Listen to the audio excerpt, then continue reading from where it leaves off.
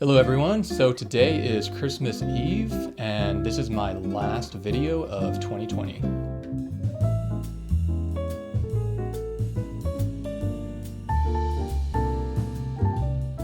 So with this video, I just kind of want to reflect a little bit on this absolutely crazy year. I kind of wanted to talk a little bit about just what the year has been like for me on a creative level. So if I flash back to March of this year, caught up in the excitement and the fear of COVID-19, my writing schedule definitely got off track. I went from being pretty good about writing every day to really just writing when I felt like it. I was very distracted and it just didn't feel right to be working on my writing so much. I just felt like there were other things I wanted to pay attention to. And I think that's completely fine. I mean, there were sort of two ideas that were going around the internet when COVID hit. I mean, one of them was, Shakespeare wrote King Lear while on lockdown. So the idea was that you can use this as an opportunity to make this great piece of art that you've always wanted to make, but you've never had the time to do. And then the other idea that was going around was this is a really difficult and scary time for so many of us, and there's no way you should be expected to maintain your writing standards that you've built up for yourself. And this is not the time to be concerned about doing your best work. And I thought both points were completely valid. I mean, everyone sort of experienced COVID in a different way.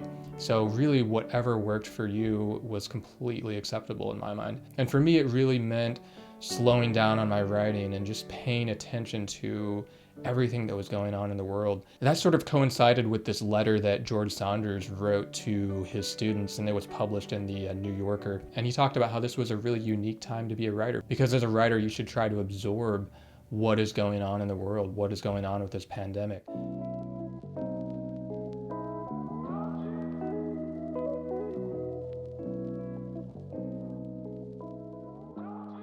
So I really tried my best to just look at all the different perspectives and points of view, not just with the pandemic, but with the riots after the death of George Floyd. And I don't know how any of this is going to play into my writing in the future, but I do feel like I've absorbed as best I can just by paying close attention to all the voices going on. And it's been exhausting, to be honest. And there were a lot of moments where I just had to sit back and take a quote unquote breather, because it was just a little overwhelming, all the noise that was going on in the world. But it was a year unlike any other, and I think it would have been foolish not to pay attention. I think it was as close to an apocalyptic scenario that any of us have ever seen. And I don't mean apocalypse in the sense that we normally have from various movies and books and TV shows that we've seen. Alyssa Wilkinson, a writer for Vox.com, talks about the apocalypse in a different way. It's more like that which we know and are familiar with becomes undone. It's this unraveling process, and we are left with this world we don't quite recognize, and then it's what we do with that that's important. So in that sense, I think 2020 has definitely been apocalyptic. It's been very difficult. It's been very sad. I'm very glad that the year is almost over. It's also been a rich year for me creatively. Even though my writing slowed down a little bit at various points throughout the year, I also had some really good breakthroughs with the novel that I'm working on. I learned some valuable lessons about making decisions when you're writing a novel, and how you really want to be careful about certain decisions. We all know the phrase, don't throw the baby out with the bathwater. And I learned this year that that doesn't necessarily apply when you're writing a novel. Sometimes you come up with this idea you think is really good, and you use that as the basis for your story. And then from that idea, you get a bunch of possibly really good ideas. But when you realize that initial idea that isn't quite as good as you thought it was has to go, a lot of those other ideas have to go as well, because they came into being because of that initial idea, and suddenly they just don't fit into the overall narrative. So you end up having to throw lots of babies out with the bathwater. And that was a tough lesson to learn this year, but I think overall, the story I'm trying to tell is stronger for it, and I'm really looking forward to seeing where it goes in the coming year. So I was lucky enough to spend most of 2020 working from home, so that did mean I had more time on my hands than usual. So I was able to read a lot of really amazing books this year, and now I'd like to share my top 5 books that I was able to read in 2020. All right, first up, we've got Pastoralia by George Saunders.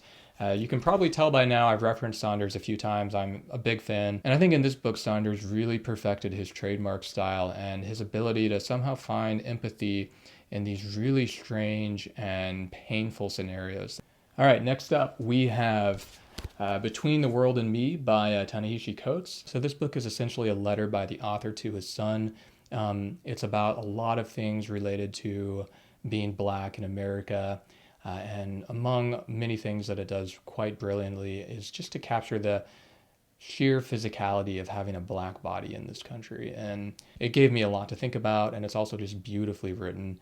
Definitely one of the most striking things I read this year. All right, next up we have one of the longest and most difficult books I've ever read, and that is Infinite Jest by David Foster Wallace. My sister Anna gave this book to me in July. It took me about 3 months to read, and it's the first book I've ever read where I actually felt physically exhausted by the time I was done, and I haven't stopped thinking about it ever since. All right, next up we've got a classic I've been always meaning to read. That is Housekeeping by Marilynne Robinson. So this book was very strange, at times quite unsettling, and often very beautiful. It's a difficult book to relate to in a lot of ways. The thing that struck me most about it was how it captured just the strangeness of being human and how our bodies seem so tethered to the physical world around us. It's a very beguiling book. All right, and the last book I have, I don't actually have a physical copy with me, but it is Ottessa Moshfegh's book, My Year of Rest and Relaxation.